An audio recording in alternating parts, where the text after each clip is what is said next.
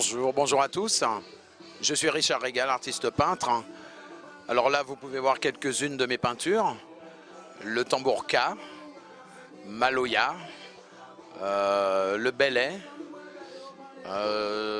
et jusqu'au rastaka.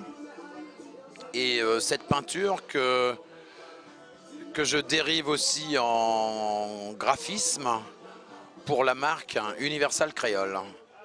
Cette marque est pleine d'ambition et à travers cette marque, nous avons créé la société Créole Partners avec mes enfants et nous développons cette enseigne.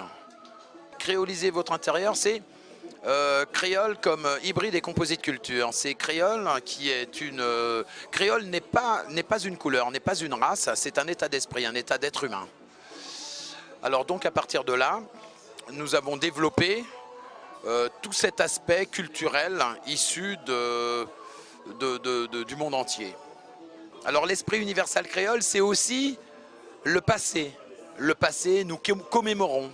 C'est-à-dire, je vais vous montrer un t-shirt de notre confection qui l'exprime bien. Alors ici, là,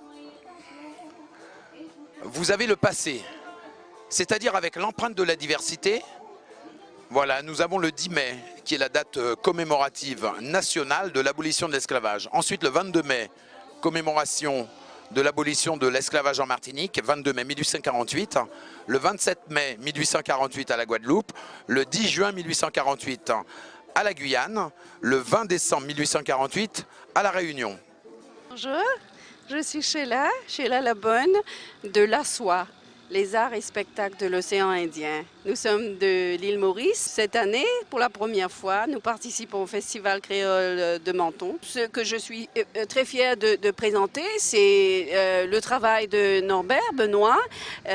Comme je vous dis, c'est un écrivain, donc comme vous-même, vous êtes là pour l'interviewer tout à l'heure, il dira mieux ce qu'il fait que moi. Moi, ce que je voulais dire, c'est en plus de la danse, en plus du Sega et des autres formes de danse créole, il y a aussi l'intelligence. Vous voyez, il y a aussi tout ce que les gens ont, tout ce que les créoles ont et qu'ils ont eu dans le temps et qu'ils ont appris et que maintenant ils peuvent, au moins ils ont une plateforme qui les écoute, une plateforme où ils peuvent s'exprimer et venir dire voilà, j'ai fait des recherches et voilà ce qu'il y a dans mon pays, voilà ce qu'il y a dans mon île. Le film s'appelle Diego l'Interdite, donc c'est un film sur, sur les îles Chagos, c'est-à-dire sur, sur cette histoire qui est peu connue, je pense, du grand public. C'est une petite archipel, l'archipel des Chagos, au nord de l'océan Indien, dont la population a été déportée dans les années 60, début 70, pour permettre la création d'une base militaire américaine sur l'île principale de l'archipel, l'île de Diego Garcia. Voilà, donc c'est un film qui donne la parole aux exilés de Diego Garcia pour raconter leur histoire et leur exil. Au Festival de Menton, c'est la première fois, c'est ma première participation. C'est toujours intéressant, effectivement, de confronter un film à de nouveaux regards, à des publics variés, surtout lorsqu'il s'agit de sujets, on va dire, sociaux, sensibles, etc. C'est toujours bien de le confronter à des publics qui par ailleurs n'auraient pas accès à cette histoire. Bonjour Véronique de Palma Christi. Vous représentez aujourd'hui donc l'artiste, peintre et poète Rio de la Feuille, qui est haïtien. Alors oui, j'ai le plaisir de l'accompagner depuis 2005 et donc je suis témoin de sa créativité très sincère, très rapide, très puissante, que ce soit dans le domaine de la poésie où il peut composer des poèmes en 3 minutes, comme celui que je vais vous lire, concernant Toussaint l'Ouverture. Hymne à Toussaint l'Ouverture. Jeunes Haïtiens, le savez-vous qui était Toussaint l'Ouverture ?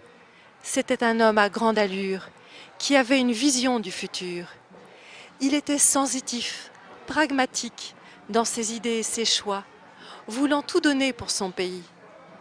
Jeunes Haïtiens, soyons fiers d'hériter de cet homme-là, Ce n'est pas pour rien qu'il s'appelle Toussaint Louverture. Rio de la Feuille a représenté Toussaint Louverture à l'occasion de la commémoration du 205e anniversaire de sa mort, organisée par l'ambassade d'Haïti à Paris, à la Maison d'Amérique latine.